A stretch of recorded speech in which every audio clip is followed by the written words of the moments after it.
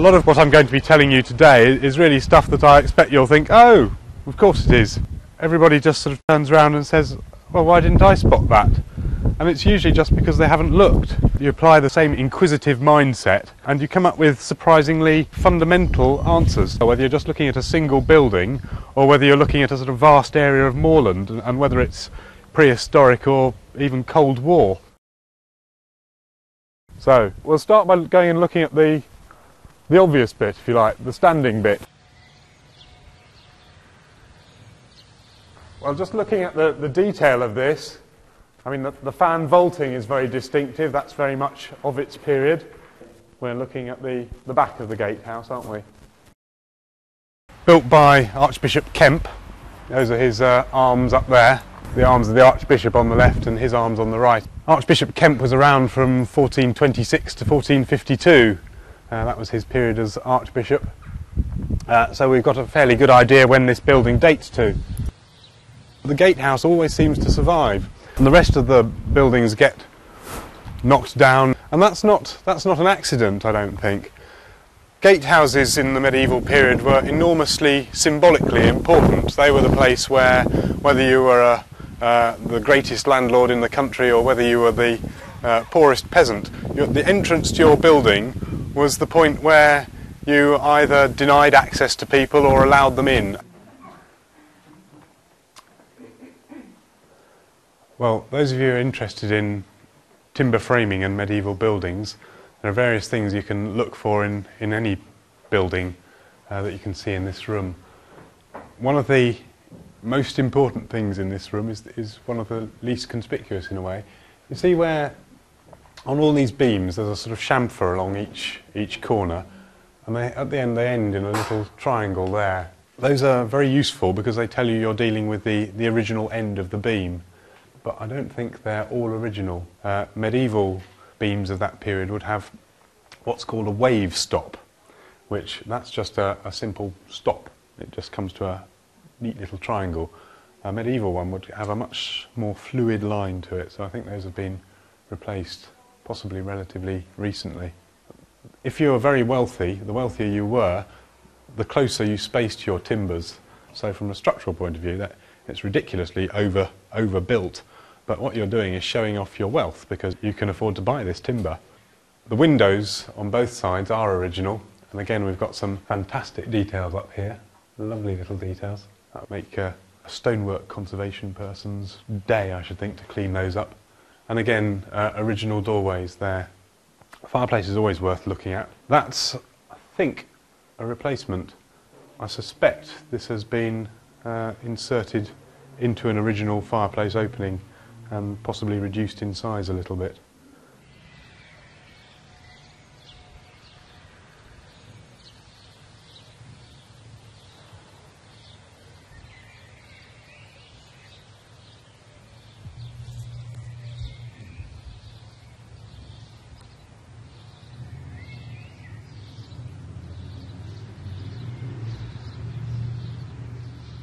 This building, you've got little bits of holes in it here and there that tell you that what you're looking at now has had things added to it at some stage. So you can see that there has actually been some sort of building coming off in this direction at some stage. I think that was here till relatively recently. You'll also be able to see, if you go round the side here, there's a line going up there which represents the original pitch of the roof. That's interesting in its own right because it's so steep, isn't it, compared with the pitch of the tiled roof. And that's telling you something. That's telling you that that was probably thatched at some point. So although we've got a rather grand stone building, the roof of this part seems to have been thatched in its original form. We're looking at the back of the gatehouse now. Probably most of you are aware of that. We're actually inside the outer court of the Archbishop's Palace, and you would go through a big gate like this and you would find yourself in an outer courtyard, and that's what we'd have been looking at here in the late 15th century. So we'd find ourselves with a range of buildings down there and another range of buildings down there, and then just beyond the road there another gateway and another courtyard, and that courtyard would stretch down to the river as we'll see later. And this wing here, it's called the Banqueting-Hall, but it's inconceivable that you'd have a banqueting hall in this position. It would either be alongside the river or probably with south-facing windows so that you get light flooding into it. And that would be part of the inner courtyard complex. We're now in the outer courtyard, which would be the ancillary structures and things that, the storerooms and so on, and cellars and whatnot, that allowed the Archbishop to live like a king almost. The brickwork was heavily repaired by Wolsey. I think some of what you're looking at here is probably Wolsey's work. It has been so heavily tampered with this, I'd want to get a serious architectural expert to analyse it. For what I'm seeing in here, there's all sorts of little changes being made, and I'm sure there's a more complex story than I could come out with. From the inside, the changes that we could see on the outside were even more evident. You could see all sorts of changes in the fabric of the building. The floor had been removed and fireplaces had been inserted and so on. And lots of evidence for really good quality medieval timber work though up there. It's been through lots of different phases of use, I suspect, so there's documentary evidence for it being used as a barn, but I'm sure it's been through lots of other manifestations along its 500 years of history.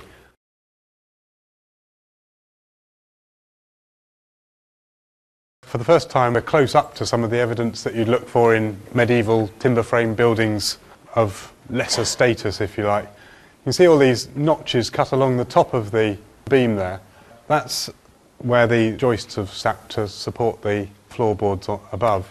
Those are quite easily datable because where the end of the beam is sitting on a relatively small projection that sticks into that huge tree trunk there, but it's horizontal rather than vertical.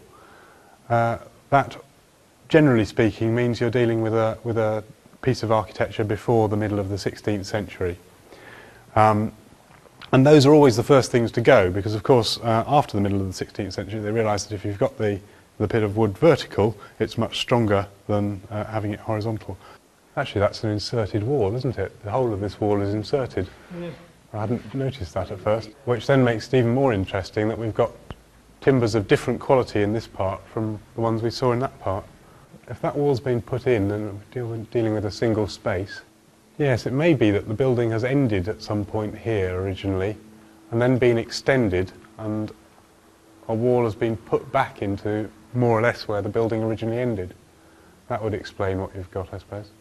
This would be a case where, to be honest, I'd be wanting to get one of my architectural colleagues in to have a look at this in close detail, because there's a lot of information about what changes this building's been through and what it would have looked like in its original form that I'm not spotting entirely, I'm sure. Now, if we go round the back of the building then, or rather the front, got lots of tampering going on this end of the building. This corner has been knocked off altogether. It looks as though there should have been a buttress there, perhaps coming out in this direction. You can see the scars where the brickwork has been knocked through on both sides there. And yet our plinth here isn't, so there's things gone on this corner as well. And in fact you can see the scar of another buttress midway between the two there.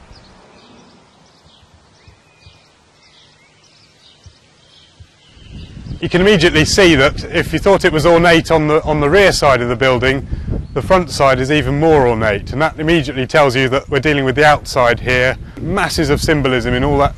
Heraldry is all about symbolism, and there's plenty of it there, telling you basically a potted history of the importance of the landlord. If you're a member of the elite, you read that as a series of symbols, and it's exclusive. If you're not a member of the elite, it's meaningless to you. You might assume, by the way you sort of appreciate the symmetry of that gatehouse when you're standing in front of it, that it was meant to be approached straight on from the front. But in fact I don't think it was. The approach, I think, was off the marketplace here, coming straight through here, and then you turned at the last minute and appreciated the symmetry of the gatehouse. It's very common that just before you get to the gatehouse itself that you will do a sort of sharp turn and find yourself looking up at something that's quite unexpected. That you approach in quite a sort of convoluted way, which gives you plenty of time to admire the architecture as you're going round, and probably, you know, if you're going to beg a favour of the lord of the manor, by the time you get there you're sort of overawed and impressed to the point where you can barely speak to him. Imagine you've had this enormous palatial building built of stone, and Henry VIII comes along and disbands it all, and suddenly there's a quarry of good building stone right on your doorstep. So you've got a bit of bodging here. You've also got, if you notice, a bit of a window moulding here reused. You can see the chamfered edge there. Lots of bits of offcuts used in this wall basically, and this little bit of sculpture, who knows where that's from. But this corner looks rather nicely built. The stones there, the courses are much better, and it looks more convincingly intact. And this could well be, I think, an intact fragment of the outermost gate of the palace complex. So that big ornamental gate there, you don't even get to if you're one of the plebs. Yes, you just probably get to here. And you can imagine the Bishop Dyke acting as pretty much like a moat in front of that, presumably with a wooden bridge, possibly even a drawbridge that could be retracted. So this might be the outermost point of the access from the palace into the marketplace. Timber framed, yes. I don't think it's actually medieval though. Yes, medieval encroachment into marketplaces, that's perfectly alright. So you might have a 16th century building still. And again, that'll be...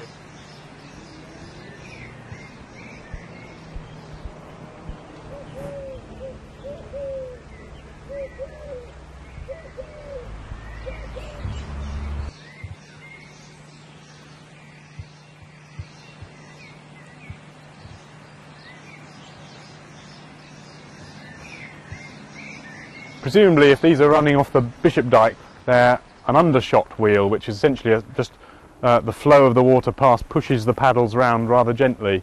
So they're not as efficient as the overshot wheels, but they're just as effective. They sort of give you a low, steady power. And it's interesting that we've got two mills, because if we've got two manors, it may be that each of the mills has a different origin with a different manor, one of which perhaps might be the Archbishop's, and one of which would be the local landowner. You can start to see signs of the competition that may have been going on over the rights in this village. Yes, a hodgepodge of a wall, clearly inserted gateways and things. I think I can see something with initials on it down there. Does that say IW? Yes, IW, and then it looks like A4. I don't know what that means. Looking further down, however, things start to look rather more convincingly medieval. You've got a nice little plinth, which makes a very good seat, as you can see. There we are. But running from here onwards for quite some distance, you've got a low plinth and a higher one up at that level. This, I suspect, is essentially a medieval wall, and presumably is the rearmost boundary of the palace complex. You've got to remember that this wall in particular has a symbolic value because it's fronting onto the river, and the river is an important sort of axis for trade and so on. So this would be a nice showy wall. Originally it's probably something like 9 foot high, if not more, so it would be quite an elaborate piece of work. I think there's an early etching, isn't it, that shows a gateway on this side, but it's basically the equivalent of a postern gate. In other words, a little back door, a sort of tradesman's entrance. If you are of any importance at all, you'd make the journey round and do that circuitous loop in through the main front gate there. I was looking at the plans that you got when the Environment Agency put in the flood wall itself, and that exposed the base of this wall, and it goes down another 2 or 3 metres. Now, knowing that means that although the foundations of this housing development will have disturbed the topmost layers of the archaeological deposits, there's an enormous volume of preserved material down there. Right, the reason I've brought you here is to have a look at those timbers down there. There are references to the construction of wharfage here, and I suspect there you're looking at the limit of the medieval wharf. In other words, those timbers are an integral part of the complex of the palace. That's where boats would have moored. If you compare this with the site of Bishopthorpe Palace, it's interestingly similar in that we're on the outside of a bend here. So I think that the river would naturally have carved a deep water channel along the edge of that wharfage. And clearly that means that reasonably large boats can come alongside and deliver their cargoes right into the marketplace, right into the heart of the marketplace, and along the sort of frontage of the palace. And because of the mud and the damp conditions, all those timbers are going to be very well preserved, so you'll be able to tell a lot about construction techniques and so on. In central London, they'd spend £250,000 excavating to find that kind of evidence, and you've got it there surviving on the surface. So make good use of it.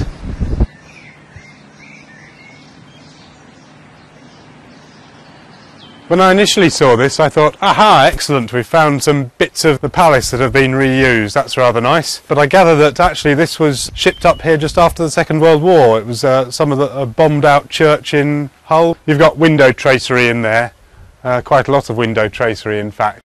Although I say that illustrates the pitfalls of this technique, one of the sources of evidence I would always use is local knowledge. I've been saved from disastrous theories on several occasions by farmers who said, actually I did that 20 years ago, and they've created something that looks the spitting image of a Bronze Age cairn or whatever.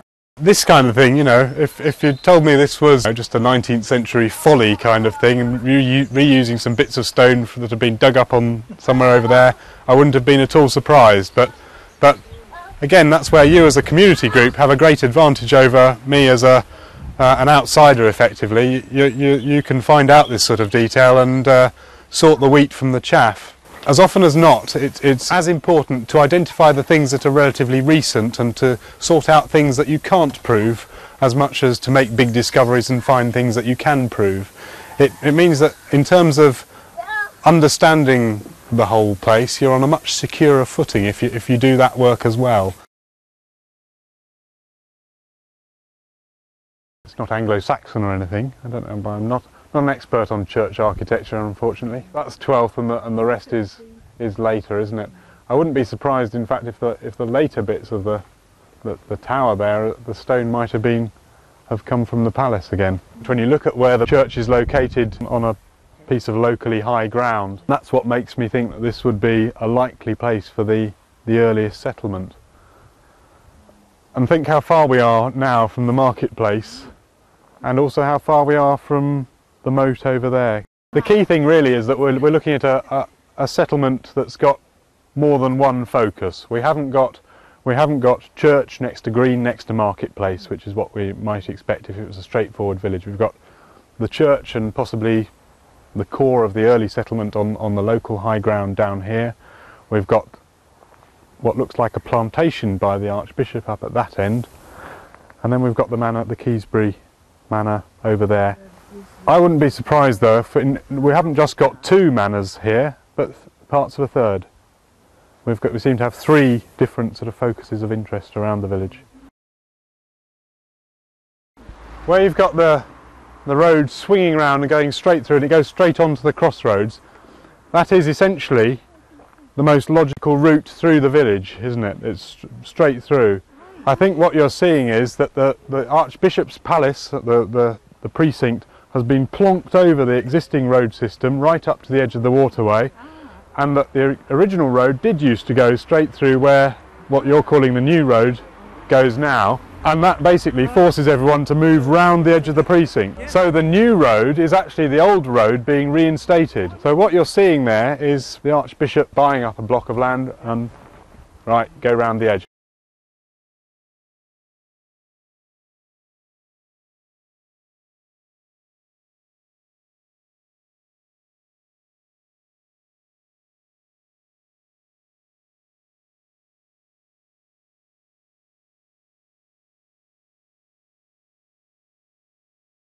I've highlighted the areas in blue that I think would have been medieval water features.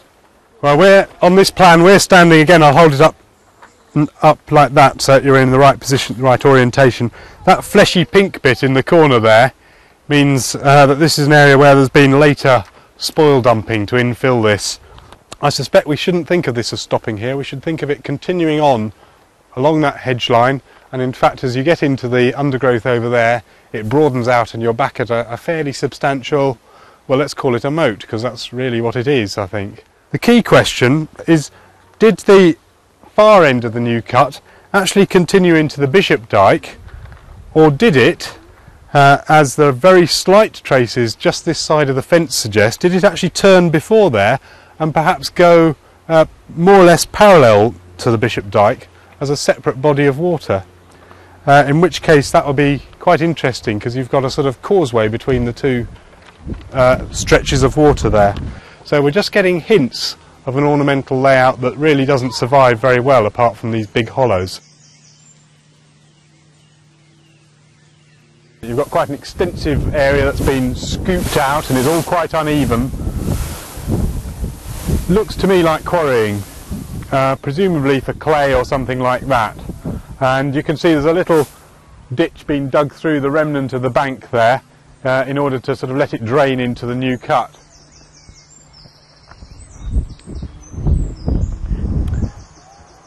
And here's another scoop.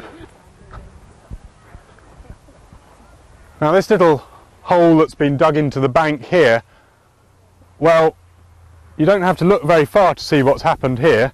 Right next door you can see a bank, a low rise in the bottom of the new cut, reflected very nicely by the vegetation actually. So what's been done here, either as a piece of anti-flooding or whatever to create a causeway across the thing, is that material has been scooped out of this bank and hoiked down back into the new cut. So just partially blocking it, just lifting it a little bit above the bottom level of the ditch. We've got a long spur of material running right down from the end of where Trevor's about to go and stand, thank you, right down from the end of the new cut all the way down beyond our cameraman here. And when you get a long finger of material like that, it's very common on industrial sites. What's happened is that people have been using wheelbarrows effectively, and what you're seeing is people using a wheelbarrow and dumping off the end of it. And on top of this first dump of material there's been another dump that's actually burying the first dump. Can you see here the ground's starting to rise and then it falls off again more steeply at that end? That's a second dump on top of the first dump. So we've got two phases of sort of infilling here. You're quite right to wonder whether or not this is really the end of the thing. Has it gone on through? There's a slight dip there, you can see. Now here you've got a dump of material that I'm standing on top of. That's encroaching out into something earlier. And the something earlier is this scoop running to here and back across and somewhere around here. So could that be the original turn? Was it actually not connecting through to the new cut? Was it actually turning and coming back round? So effectively the bit where some of you are standing over there is a sort of no man's land between a moat here and a sort of an outer moat there. And it may be that we don't know at the end of it, that we just say this is another possibility. But I think we can debunk the idea that this was ever a port facility of any kind. This is a lovely example of where vegetation can help you work something out. This is where you've got seedlings springing up all the way around the edge of these concrete bases that we're standing on. And so you've got the almost timber halls, haven't you now? It's fantastic. And these are very typical of the concrete bases you get for Second World War Nissen huts and similar buildings like that. Often you'll also find a plinth at one end where the doorstep came down. That's the other thing you find. So that tells you how the settlements were laid out, if you like, where the front doors were. The boundary of the garden curves. It's quite an unusual boundary, and I think if we look at the historic maps, it's always done that, at least within the historic period. We have one pond in front of us here in rather an irregular fashion. It clearly wasn't irregular like that, it was clearly very much more regular. These little scoops and things are what have happened since to make it less regular. But if we go over here, we can see the remains of another pond, obviously now dry, splurges of material down the side where the people have tried to fill it in, but essentially not much different from the one over there which has been maintained. This is what we might expect for the high medieval period. This is the kind of thing you find in monastic sites, for example, where you get blocks of rectangular ponds laid out parallel to each other, presumably for keeping and managing fish, but also ornamental in function, and often surrounded by a larger moat, which is what we seem to have not just one of, but two of now. We've got an outer moat and an inner one. But originally, you can see there was a central walk going right down, straight down the central axis of this area, defined by the rectangular moat that we just walked through. So it looks like a much more structured, symmetrical arrangement than I'd at first appreciated. Let's just go down here. You might, under long grass, just walk across this and think it was flat ground, but can you see a shallow gully running through there, then a ridge, a shallow gully running through there, and then a ridge, and so on and so on and so on down.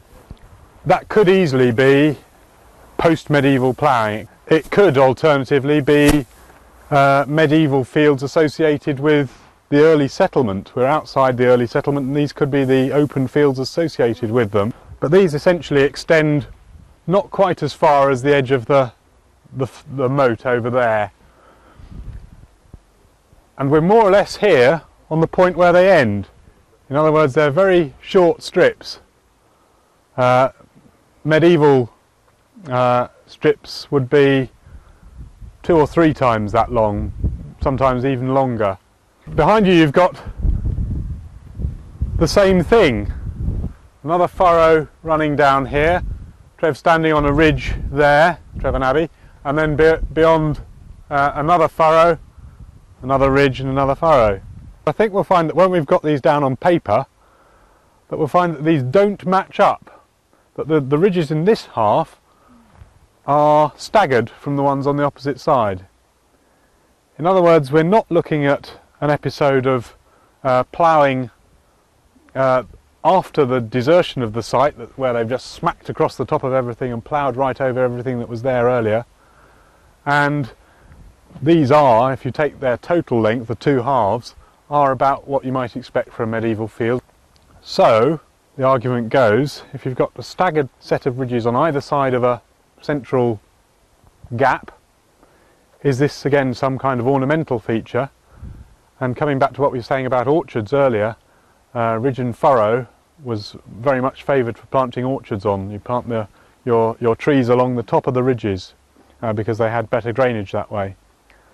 So are we then looking at a component of the real medieval garden again? The reason, you see, we've suggested a walkway all the way around the periphery and straight down the centre is because of these very slight banks that are on the inside of the moats. Now you could say, right, isn't that just where they've thrown up the stuff that's come out of the moat and hurled it up onto the inside? Isn't that what you'd expect? Well, yes, to a degree that is what it is, but also they're very, very regular, these features. They're very, very straight and very, it's not just sort of throwing stuff away. They've been shaped to be like that. So I think what we're looking at is little raised walkways all the way around.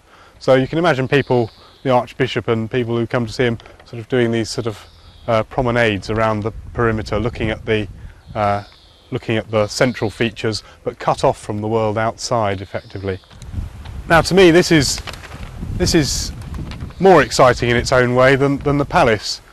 Palace buildings or similar buildings, there's quite a few of those around, but medieval gardens are notoriously difficult to identify and make any sense of. And I think here, with this arrangement, you are actually beginning to see, all right, very slight traces. You're not seeing any planting or anything, are you? Certainly. But I think we shouldn't expect to see planting, simply because it won't survive for one reason, but also because I don't think that's what medieval gardens were like. They were essentially about symmetry, symbolism, and the interplay of water and formal walks and planting of trees. So I think the evidence we've got here is perhaps the best evidence that we could possibly hope for the form of a medieval garden. And as such, this is far rarer in its own way than the palace ever was.